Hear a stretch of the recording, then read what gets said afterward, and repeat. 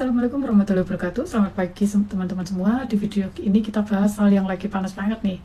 Kenapa sih Ahok itu sering bilang mending ke Vietnam, di sana tanah disiapin, tinggal pakai. Terus kenapa juga Benik sering ngomong kalau birokrasi kita itu menyebalkan. Banyak yang protes, Vietnam juga ada risikonya lah. Iya bener, nggak ada negara yang sempurna. Tapi kenapa investor tetap memilih di sana padahal negaranya kecil, nggak segede Indonesia? Dan yang paling penting, apa sih yang harus diperbaiki dari Indonesia biar nggak dilewatin? Simak video ini sampai habis ya, bahasanya santai tapi logis banget kok. Coba kita lihat faktanya dulu ya. Indonesia itu luasnya 1,9 juta kilometer persegi, Vietnam cuma 3,31 ribu kilometer persegi, berarti Indonesia hampir 6 kali lebih besar. Populasi kita juga jauh lebih banyak, sumber daya alam kita juga melimpah. Tapi kenyataannya, pertumbuhan ekonomi Vietnam bisa tembus 7% sampai 8% per tahun, sementara Indonesia rata-rata cuma 4,5% sampai 5%. Mereka negara kecil, tapi lari kenceng banget nyusul kita. Kenapa bisa begitu? Beda sistem Vietnam versus Indonesia. Rahasia ada di sistem dan cara kerja pemerintah. Di Vietnam, pemerintah yang bekerja keras.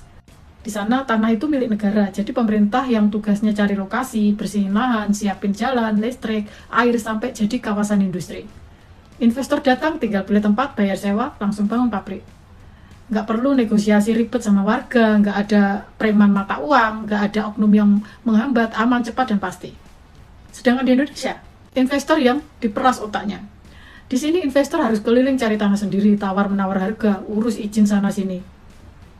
Prosesnya bisa makan waktu bertahun-tahun. Belum lagi kalau ketemu aturan yang berbelit atau oknum yang cari untung sendiri. Capek deh pokoknya. Makanya Ahok bilang disediakan, itu maksudnya prosesnya dimudahkan. Ya, bukan cuma dikasih gratis gitu aja, tapi pemerintah yang melayani, bukan nyusahin. Pasti ada yang nanya ya nih, terus Vietnam surga dunia dong? Enggak, setiap negara itu pasti ada risiko dan kekurangannya. Di Vietnam juga ada tantangan. Pertama, aturan bisa lebih berubah cepat karena sistemnya terpusat. Kalau pemerintah ganti aturan ya harus ikut. Kedua, tanah cuma sewa, maksimal 50-70 tahun, bukan milik selamanya kayak di Indonesia. Ketiga, korupsi juga ada, cuma bedanya di sana lebih ke level atas dan terstruktur, bukan premanisme di jalanan yang bikin pusing kayak di Indonesia. Tapi loh, investor itu orang pintar. Mereka tahu resiko di Vietnam ada, tapi mereka tetap pilih di sana karena apa? Mending hadapin resiko bisnis daripada hadapin birokrasi yang nggak jelas ujungnya di mana. Di Vietnam tuh, aduh enak banget dia bilang. Saya cuma datang ke kantor pemerintah, lahan di mana, harga lahan berapa, per meter berapa, diurusin semua. Orang lebih pilih di Vietnam. Kalau di Vietnam komunis, lu mau bikin pabrik nih, dia siapin lahannya. Yang penting lu siap ya, mau bikin klinik Athena misalnya ya, skala gede. Lu ketemu sama menterinya, dia siapin, dia cariin lahannya. Udah jadi, nggak ada tuh preman-preman, nggak ada. Lu langsung berhubungan sama negara. Di sini cari lahannya, lu beli lahannya udah berapa duit, ya kan? Kalau itu lahannya gratis dikasih. Oh iya? Iya, kerjasama. Oh, disupport ya? Disupport. Kalau di sini lu harus beli dulu tanahnya. Nah, orang asing ngapain gua harus beli tanah di sini mahal-mahal? Ini bukti nyatanya. Jumlah investasi yang masuk, data tahun 2025. Vietnam, total investasi asing yang masuk mencapai 27,6 miliar US dollar, naik 9% dari tahun sebelumnya. Itu setara lebih dari 430 triliun rupiah. Mayoritas masuk ke industri manufaktur elektronik dan pabrikasi. Samsung, Apple, Intel, semua pada ngegas di sana. Di Indonesia, investasi asing tercatat sekitar 24,2 miliar US dollar atau setara 380 triliun. Memang angkanya masih lebih besar dikit, tapi pertumbuhannya lebih lambat. Banyak yang masih main di sumber daya alam, tambang, dan perkebunan. Jangan salah paham ya, kalau dilihat dari nilai yang terdaftar, plan investment Vietnam malah sudah tembus 38,4 miliar. Artinya minat investor di sana jauh lebih besar dan proyek-proyek baru terus bermunculan.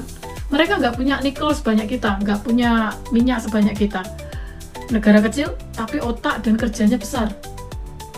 Fakta, logika. Adil nggak kalau dibandingkan? Nah, ini yang jarang orang pikirkan. Jujur aja, sebenarnya agak nggak adil sih ya, dan nggak enak kalau kita bandingkan Indonesia yang raksasa banget sampai Vietnam yang kecil. Ibaratnya Vietnam itu kayak motor sport atau mobil kecil lari kenceng, beloknya gampang, manuver cepat. Indonesia itu kayak truk gandeng atau kapal induk, berat, gede, mau belok dikit aja butuh jarak jauh, butuh persiapan lama. Vietnam sistem sentralisasi. Karena kecil, pemerintah pusat di Hanoi bisa kontrol langsung sampai ke ujung negara. Perintah turun, langsung jalan. Nggak ada alasan buat daerah buat ngeyel. Sedangkan di Indonesia, sistem desentralisasi. Indonesia itu negara kepulauan, ribuan pulau, budaya berbeda-beda. Mustahil dong Jakarta atur semua 100%. Makanya kita pakai otonomi daerah, biar daerah yang urus masalah sendiri.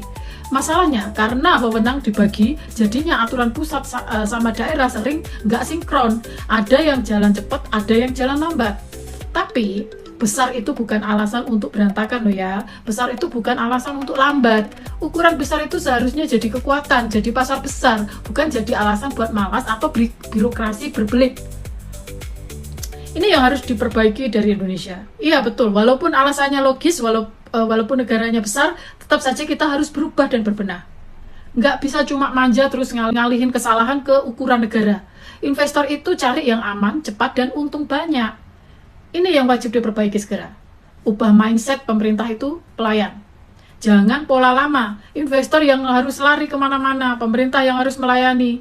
Siapkan lahan, siapkan infrastruktur, tiru cara Vietnam. Bersihkan birokrasi dan hapus pungli. Perizinan harus beneran satu pintu, jangan satu pintu tapi bolak-balik 100 kali. Kalau ada pejabat atau oknum yang minta uang jasa atau nunda-nunda pekerjaan harus dipenjarakan. Hukum harus tegas. Berikan kepastian hukum. Aturan jangan sering diganti-ganti. Investor butuh rencana jangka panjang.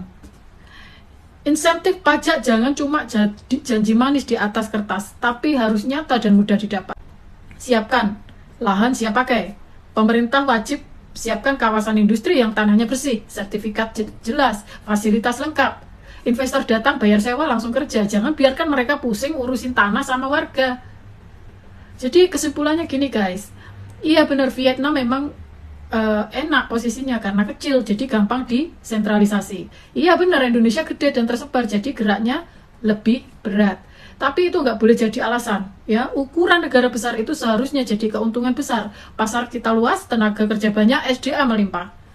Tapi semua itu nggak guna kalau sistemnya jelek.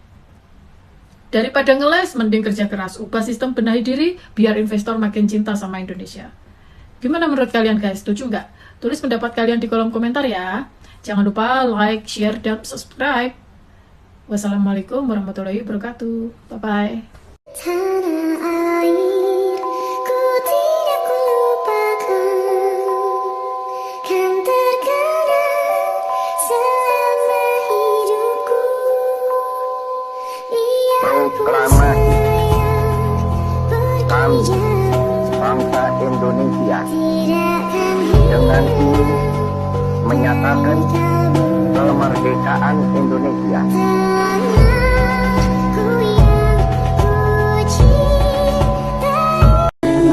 Jakarta, 17 Agustus 1945, atas nama bangsa Indonesia, Soekarno, Hatta.